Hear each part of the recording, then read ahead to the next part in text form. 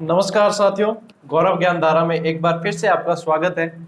जैसा कि अब जैसे जैसे एग्जाम पास में आ रहा है तो स्टूडेंट्स के काफी मैसेज आ रहे थे और आप सभी की ये एक शंका भी थी कि सर ये तरीका बता दीजिए कि रिवीजन कैसे किया जाए या किस तरीके से रिवाइज किया जाए कि हमारा अच्छे से टॉपिक भी क्लियर हो जाए और हमारे जो सिलेक्शन के चांसेस है वो बहुत ही ज्यादा बढ़ जाए। तो साथियों, उसी से संबंधित कुछ पॉइंट्स मैं यहाँ पर लिख के लेके आऊं ताकि कुछ बताना आपसे मिसिंग नहीं रह जाए और कुछ आपकी प्रश्न भी है जिनका जवाब भी रिवीजन से संबंधित जो प्रश्न है उनका जवाब भी मैं देना चाहूंगा ताकि आपकी सारी शंकाओं का समाधान किया जा सके। सबसे पहले साथियों, एक चीज जाननी बहुत जरूरी है कि रिवीजन से पहले जो है हमें किताब पढ़ने का सही तरीका पता होना चाहिए।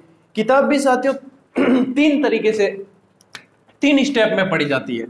किताब पढ़ने का सही तरीका यह है कि किताब को तीन स्टेप में पढ़ा जाता है। तीन स्टेप में कैसे? जैसे आप कोई भी बुक लेके आए उसको सबसे पहले आप जो है एक बार पूरी रीडिंग करें सिर्फ एक बार आप पेज दर पेज उसको रीडिंग करते रहें। उसके बाद दूसरी बार फिर से उसको रीडिंग करेंगे, तब आप क्या करेंगे कि मुख्य मुख्य जो पॉइंट है उसको अंडरलाइन करते हुए चलें।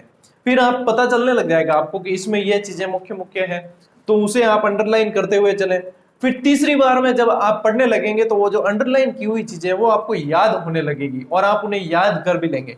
तो ये तीन स्टेप में पहले एक बार किताब को पढ़ें, चैप्टर को पढ़ें, उसके बाद में हम जो है उसके बाद पहुंचते हैं रिवीजन के दौर पर। तो पहले तो ये तरीका होता है पढ़ने का ही। आप कहेंगे कि सर पढ़ने के तीन स्टेप है तो फिर रिवीजन के, तो यही साथियों जो लगातार मेहनत करते हैं उनके लिए यही चीज है और वे लोग बहुत सही तरीके से चलते हैं तो जल्दी सक्सेस मिलती है। तो ऐसा है कि रिवीजन से पहले इसीलिए मैंने बताया कि किताब पढ़ने का तरीका पता होना चाहिए, क्योंकि डायरेक्ट ही पेंशन नहीं मिलती। पेंशन लेने से पहले नौकरी लगना जरूरी है। आप डायरेक्ट ही कह दो कि मेरे तो पेंशन चाहिए पहला, तो आ चीज कभी संभव नहीं है।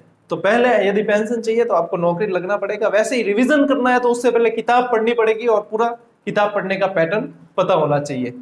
अब साथियों आगे चलते हैं कि जैसे आपने अब इतनी समय से आप तैयारी कर रहे हो, रीट का माहौल जो है पिछले 1.5-2 साल से जैसे बना हुआ है, हर भर्ती का माहौल बना हुआ है, तैयारी आप लगातार कर रहे हैं, तो आपने कहीं ना कहीं या तो नोट्स बनाए होंगे या फिर जो किताबें पढ़ी है उनको अंडरलाइन किया होगा। दो तरीके से पढ़ते हैं स्टूडेंट ज्यादातर, या तो बनाते हैं वो क्या बनाते हैं, नोट्स बनाते हैं, या फिर वो अंडरलाइन करते हुए चलते हैं कि ये मोस्ट इंपॉर्टेंट है और इनको अंडरलाइन करके चला जाए। तो इन दोनों में से अब रिवीजन में ये सबसे ज्यादा काम में आते हैं। रिवीजन में एक तो या तो नोट्स काम में आते हैं, कोई कहे नोट्स नहीं बनाए सर हमने, तो कोई दिक्कत नहीं है, तो आपने अंडरलाइन करके चले होंगे, कुछ ना कुछ पैटर्न तो अपनाया होगा। तो जब अब रिवीजन में ये काम में आएगा, और ये रिवीजन जब तक ये चीज आपके पास में नहीं रहती है इन दोनों में से, तब रिवीजन में मुश्किल आती है। फिर वापस वही चीज है जो मतलब पूरा का पूरा ही पढ़ना पड़ता है, नहीं तो अंडरलाइन जो मैन आपको हाईलाइटेड चीजें मिल जाती है उन्हें रिवाइज करने में आसानी होती है। तीसरी चीज ये है साथियों कि रिवीजन करना जो पहली बार पढ़ना है ना, उससे ज्यादा चुनौतीपूर्ण होता है। क्यों होता है? क्योंकि एक पठार की स्थिति आ जाती है। पठार, अब आपने अधिगम पढ़ा है तो आप सभी को पता है कि पठार की अवस्था क्या होती है। जब हमें ऐसा लगता है, एक बार हम पढ़ लेते हैं, फिर ऐसा लगता है कि अब हमारे सीखने की गति बढ़ नहीं रही है, अब हमारा सीखना जो हो नहीं पा रहा है, तो वो पठार की स्थिति आ जाती है। उसमें ऐसा होता है कि जैसे बाल्यावस्था वाला जो बालक होता है उसको अपन कहते हैं, जैसे वो कोई ऐसा काम करे तो उसे कहते हैं अभी ये ऐसे काम कैसे कर रहा है, तू बड़ा हो गया। और जब वो बड़े जैसे काम करने लगेगा तो उसे कहेंगे कि अभी तो तू बच्चा है भाई, ऐसे कैसे काम कर रहा है तू। तो वो वाली स्थिति अब रिवीजन के समय आ जाती है, तो ये थोड़ा चुनौतीपूर्ण होता है। तो इसमें क्या होता है साथियों कि जैसे अपन रिवीजन करने के लिए जाते हैं तो अपन एक्सपेक्टेशन ये रखते हैं कि हमारा ये जो जल्दी से रिवाइज हो जाए, यानी कि हमने 5 दिन में कोई टॉपिक पढ़ा है और हम सोच कर ये चलते हैं कि मैं इसको 1 दिन में रिवाइज कर दूंगा, लेकिन ऐसा होता नहीं है। जब रिवीजन करने जाते हैं तब क्या होता है कि जैसे 5 दिन किसी में लगाए तो ऑलमोस्ट लगभग अपने 3 से 3.5 दिन उसको रिवाइज करने में लग जाते हैं। तो ये चीज अपने दिमाग में जब तक क्लियर होगी ना, तो हम रिवीजन के प्रति जो है हमारे अंदर नेगेटिविटी नहीं आएगी, नकारात्मकता नहीं आएगी कि हम कहीं गलत तो नहीं जा रहे, सिर्फ हमारा ही टाइम तो नहीं लग रहा है। तो ये सभी के साथ में होता है, तो इस चीज से आप निश्चिंत रहे। अब रिवीजन के समय आपको सबसे पहले क्या चीजें याद करनी है साथियों, आप जो भी किताब पढ़ते हैं या गाइड पढ़ते हैं तो उसके अंदर आपको कुछ चीजें सारणीबद्ध तरीके से मिलेगी। सारणीबद्ध यानी मोस्ट चीजें होगी, या तो कोई प्रवर्तक है या कोई किताबें हैं, तो ऐसी चीजें सारणीबद्ध तरीके से हैं उन सारणियों को सबसे पहले याद करें, कंठस्थ कर लें एकदम। सारणियों को याद करने का क्या तरीका है, जैसे कि एक तरफ का पार्ट लिखा हुआ उससे दूसरी तरफ रिलेटेड होगा, तो एक तरफ आप हाथ रख के चले और फिर ऐसे जल्दी से याद होता है, यानी छुपा के उसको फिर आपके दिमाग में जो है चिंतन मनन संक्रिया सब कुछ होगी, तब वो जल्दी से आपके दिमाग में बैठ जाएगा। और ये जितनी भी सारणियां बुक में है उनको सबसे पहले याद करें, कंठस्थ करें, तो बहुत सारा मैटर ये कवर कर लेती है। और इससे क्या होता है कि आपका कॉन्फिडेंस बढ़ता है, कॉन्फिडेंस बढ़ता है तो आपके रिवीजन की जो स्पीड है वो भी बढ़ने लगती है। तो सबसे पहले चीज तो आप यही करें इसके अंदर। इसके अलावा क्या है साथियों कि सामान्य अध्ययन और रिवीजन के अंदर बहुत फर्क है। मैं वही चीज बता रहा हूं जो स्टूडेंट्स के हित में है, लेकिन मानना नहीं मानना इसके लिए विद्यार्थी स्वतंत्र है, क्योंकि ये मेरे विचार है और हो सकता है कि व्यक्तिगत विभिन्नता के आधार पर मेरे विचार किसी और से मैच नहीं भी करें, मतभेद हो सकते हैं, मनभेद नहीं होना चाहिए, मतभेद हो सकते हैं। तो इस वजह से क्या है कि हो सकता है कि किसी के विचार अलग रहते हो मेरे विचारों से, तो उनका भी स्वागत है। ऐसा नहीं है कि मेरे विचार सभी से मैच करें, ये भी नहीं हो सकता। मैं अपने विचार बता रहा हूँ और एक स्ट्रेटजी बता रहा हूँ ताकि आपकी हेल्प हो सके, और विद्यार्थी जो मतलब बिखरे हुए हैं, बिखरा हुआ ज्ञान है, उसको समेट कर थोड़े से आगे चल सके। तो इसमें साथियों क्या करना है, ये हेल्प करेगी आपकी। दूसरी चीज मैं आपको बता रहा था कि सामान्य अध्ययन और रिवीजन में फर्क होता है। सामान्य अध्ययन में जैसे मैंने टाइम टेबल बनाया अपन ने, ठीक है, मैंने भी बताया था, आपने भी बनाया होगा, तो उसमें अपन एक दिन में जैसे 3 या 4 सब्जेक्ट लेके चल रहे हैं या सारे भी लेकर चल रहे हैं डिवाइड करके, एक बार सारे सिलेबस को कवर करने के लिए और सबका नंबर आ जाए। अब रिवीजन में ये चीज काम नहीं करती है। रिवीजन में यदि आप एक एक 2 घंटे पढ़ने जाओगे, रिवीजन के मान लो कि 1 घंटा पढ़े ये, फिर 2 घंटा कोई दूसरे सब्जेक्ट पढ़े, फिर 2 घंटे कोई दूसरे पढ़े, तो ये यहाँ पे रिवीजन में ये पैटर्न काम नहीं करता है साथियों। रिवीजन में आपको एक ही सब्जेक्ट को 1, 2, 3 दिन तक भी देने पड़ सकते हैं, 4 दिन तक भी देने पड़ सकते हैं। तो रिवीजन में क्या करें, एक सब्जेक्ट को पकड़ के चलें, उसका फटाफट जितना हो सकता है आप रिवीजन करें, उसके बाद में आप दूसरे सब्जेक्ट पे जाएं, क्योंकि रिवीजन में जो लय बनी हुई है वो लय बनी रहनी चाहिए, लयबद्ध तरीके से, क्योंकि उससे रिलेटेड टॉपिक जितने जितने आगे आएंगे वो जल्दी जल्दी जल्दी जल्दी आपके क्लियर होते जाएंगे। तो रिवीजन में ये हमेशा ध्यान में रखें कि आप जो टुकड़े टुकड़ों में पढ़ाई कर रहे थे वह रिवीजन में काम नहीं करती है। रिवीजन में आपको सभी जो है, जैसे एक सब्जेक्ट है साइकोलॉजी है या जीके है या एसएसटी जो भी है, तो उसको एक बार आपको लेकर जैसे 4 दिन 5 दिन 6 दिन भी लगे तो आप उसको एक बार क्लियर कर दें, तो वो ज्यादा बेटर रहेगा। आप 2-2 घंटे के अलग अलग रिवीजन करेंगे उससे अच्छा। इसके अलावा साथियों, जैसे आपने पूरा चैप्टर कोई भी पढ़ा, जैसे अपन ने कल बिजोलिया पढ़ा था, पूरा का पूरा ट्रिक से पढ़ा था, आपको अच्छे से समझ में आया, ये भी मेरे लिए अच्छी बात है कि आपको समझ में आ रहा है और याद हो रहा है हाथों हाथ, चलिए ये अच्छी बात है। जैसे अपन ने बिजोलिया आंदोलन पढ़ा या और कोई दूसरा भी चैप्टर पढ़ा, कोई भी XYZ, तो अब जब अपन ने उसका रिवीजन किया, रिवीजन का मतलब क्या है, रिवीजन का उद्देश्य क्या है, यानी कि वो पूरी तरीके से हमें याद है, उसके बाद में हम ऑप्शन पर निर्भर हो ऐसा नहीं होना चाहिए।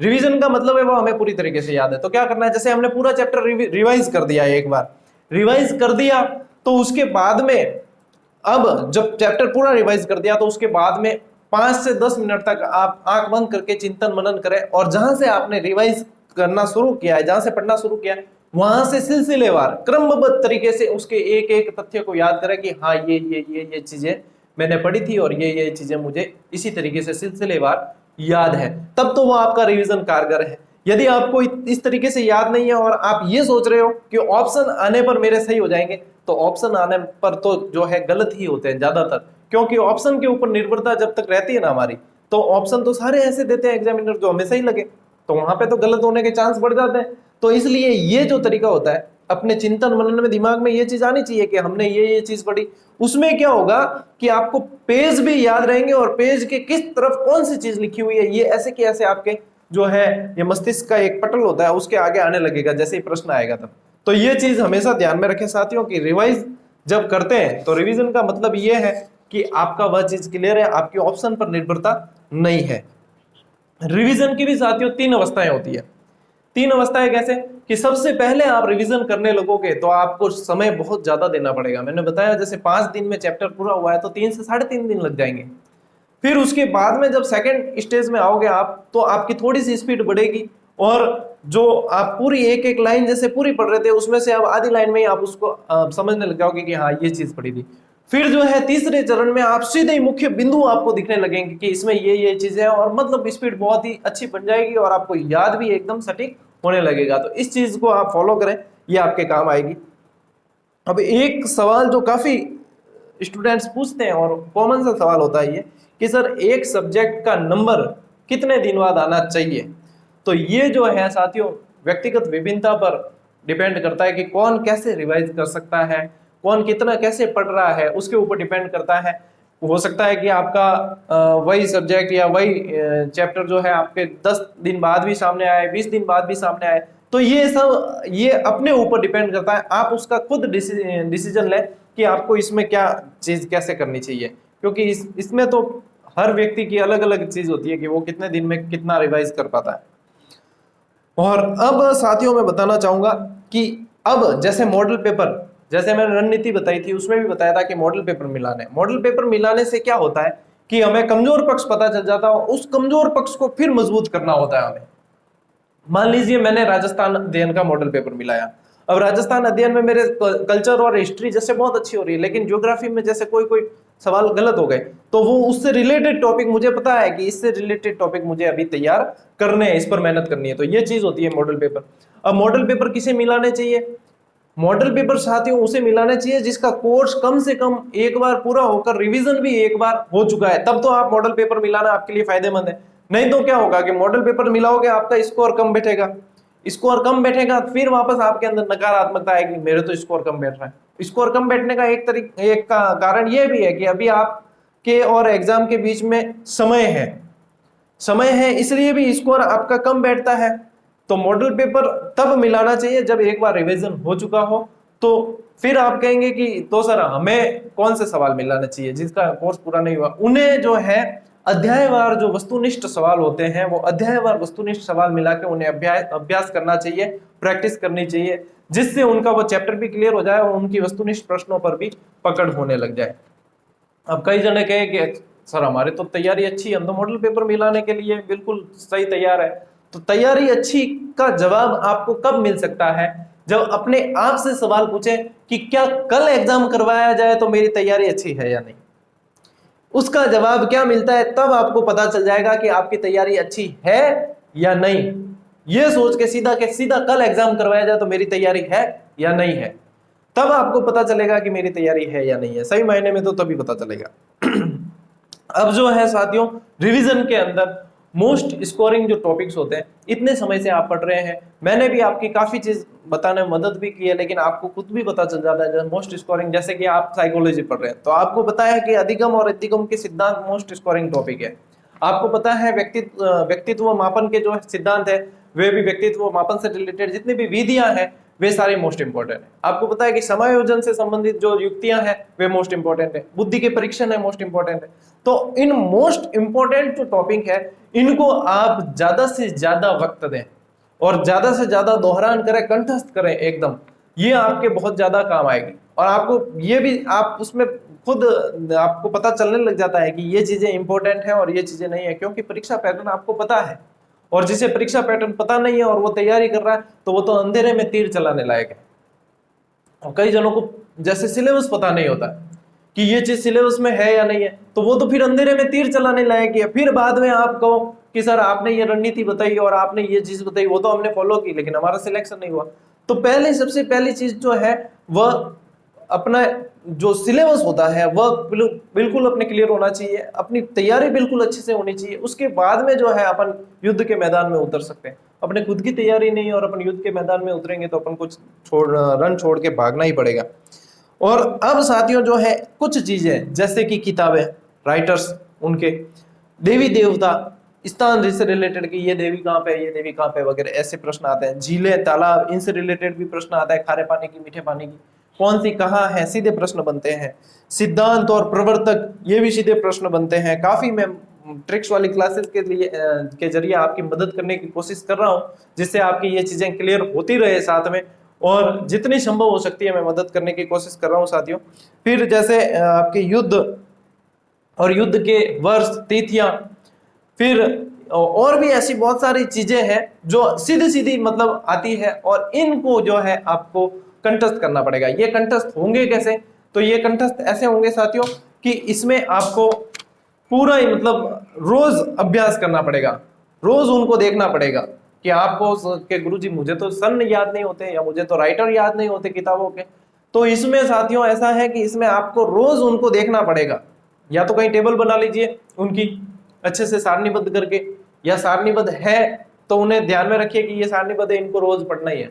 तो उसमें से धीरे धीरे आपको याद होती रहेगी, फिर आपको पता चलेगा ये तो मुझे याद होगी, ये याद होगी। फिर जो याद नहीं है उन्हें टिक करें, क्योंकि जो याद हो गई उनको बार बार पढ़ने से मतलब नहीं, जो याद नहीं है उनको टिक करें और सीधा टिक की हुई उनको ही पढ़ना है। तो उसके बाद में आपके धीरे धीरे ये रिवाइज होने लगेगी। तो ये रिवीजन का पैटर्न होता है साथियों।